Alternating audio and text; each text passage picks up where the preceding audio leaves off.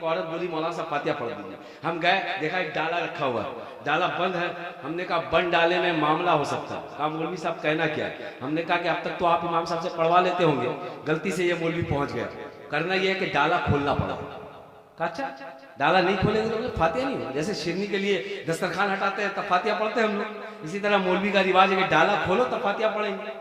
जैसे डाला खोला, लड़की की चप्पल। अल्लाह अल्लाह, बताओ, हंसने का नहीं रोने का मकाम है। हक है।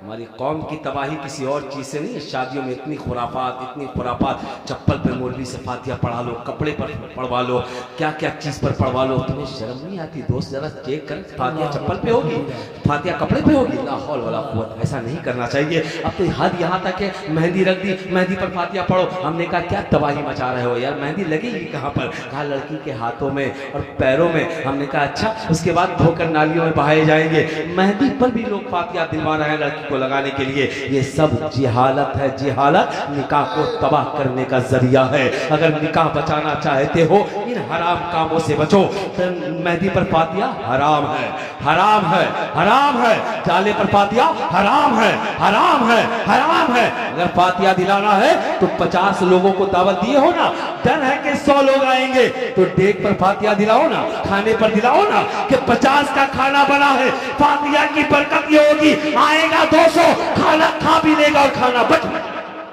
उन्होंने गीत के हवाले से कहा था कि औरतें शादियों में गीत गाती है, या मेरे इलाके में भी गाती है। एक मरतबा तो मैं खड़ा हो गया कि गीत में इतनी अनाप शनाप गालियां दे रही थी। मैं सोचा कहीं मकतब पढ़े कि शायर पकड़ा है, हम जाके उस शायर को मारे काटे और बोले सब क्या लिख कर देता है। औरतें इतनी होशियार है कि मकतब पढ़ी नहीं, कोई शायर का नाम आया नहीं। मैंने समझा ये आया कहाँ से भाई, तो मालूम हुई ये बुढ़िया औरतें पहले की जो कि गड़गड़ के गालियां दे देकर गीत बना चुकी है, इसे गाना गाती है, गीत गाती है। अब आप बताइए ईमानदारी से और दिल की अता गहराइयों से, कौन अपनी बेटी को नाकाम देखना चाहता है? कौन अपनी बेटी को ससुराल में गाली सुनाना चाहता है? कौन अपनी बेटियों की तबाही चाहता है? कौन अपनी बेटियों की नाकामी चाहता है? अगर नाकामी नहीं चाहते, अपने घर की औरतों से कहना खुदा ना ऐसा ना कर, जितनी देर गालियां दे रही है, जितनी देर तू उल्टी सीधी बातें कर रही है, इतनी देर अल्लाह से डर ले, कुरान की तिलावत कर ले, नमाज की पाबंदी कर ले, नबी की नात पढ़ ले। इसके सदके में जिस घर में तेरी बेटी जाएगी खुद भी कामयाब होगी, तेरी बेटी के सदके में उसका ससुराल भी कामयाब। ये पैगाम आपको देने की जरूरत है। गीत को बंद करवाइए। यहाँ तक मसला आया था, इमाम साहब आपके साथ आया हो तो ज़ाहिर किस्मत इसको बंद करवा दीजिएगा। कि मामला ये होता है ना कि लोग अनजाने में कौन मौलाना नहीं आए जिससे चाहे फातिहा पढ़ा लिया। फातिहा का बहुत रिवाज है हमारे पास, जबकि फातिहा को नमाज में हमें फौकियत नहीं देती। मेरे लिए फातिहा बाद में है, नमाज पहले।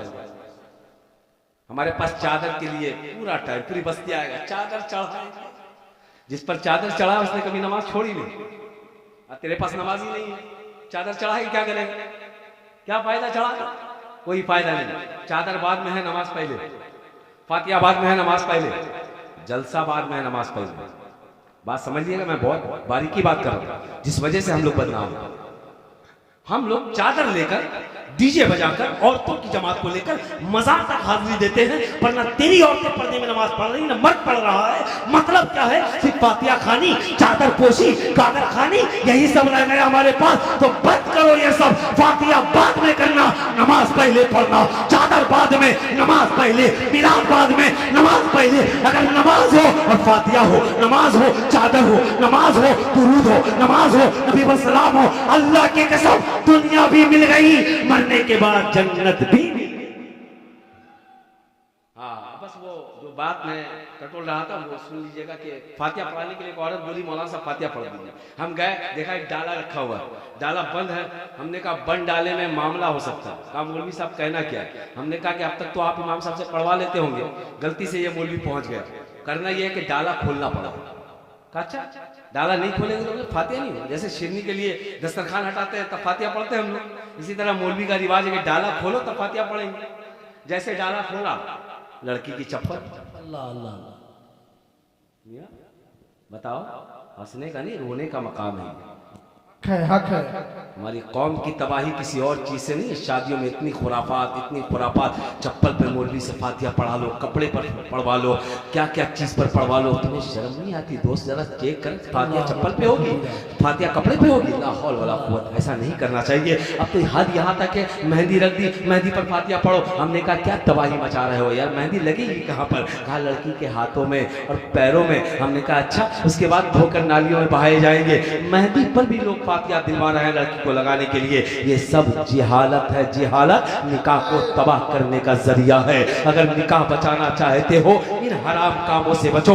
मेहंदी पर फातिहा हराम है, हराम है, हराम है। जाले पर फातिहा हराम है, हराम है, हराम है। अगर फातिहा दिलाना है तो 50 लोगों को दावत दिए हो ना, डर है कि 100 लोग आएंगे, तो डेक पर फातिहा दिलाओ ना, खाने पर दिलाओ ना कि 50 का खाना बना है, फातिहा की बरकत ये होगी, आएगा 200, खाना खा भी लेगा और खाना बच